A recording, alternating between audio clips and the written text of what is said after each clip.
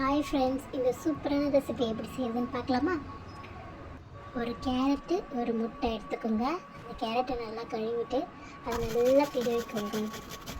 நல்லா திருவிட்ட பிறகு ஒரு கடாயில் கொஞ்சமாக நெய் விட்டு அந்த கேரட்டை அதில் போட்டு நல்லா வதக்கிக்கோங்க.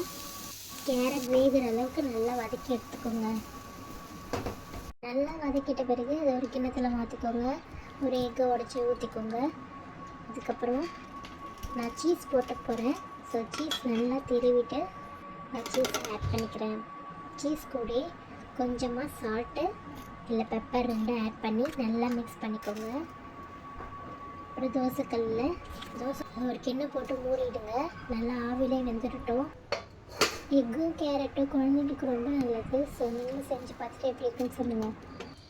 என்னோடய பேபிக்கு இந்த ரெசிபி ரொம்ப பிடிக்கும். ஸோ நீங்களும் செஞ்சு சாப்பிட்டு எப்படி இருக்குன்னு சொல்லுங்கள். தேங்க்யூ. முக்கியமாக சப்ஸ்கிரைப் பண்ண மறந்துடாதீங்க. பாய். நெக்ஸ்ட் வீடியோவில் சந்திக்கலாம்.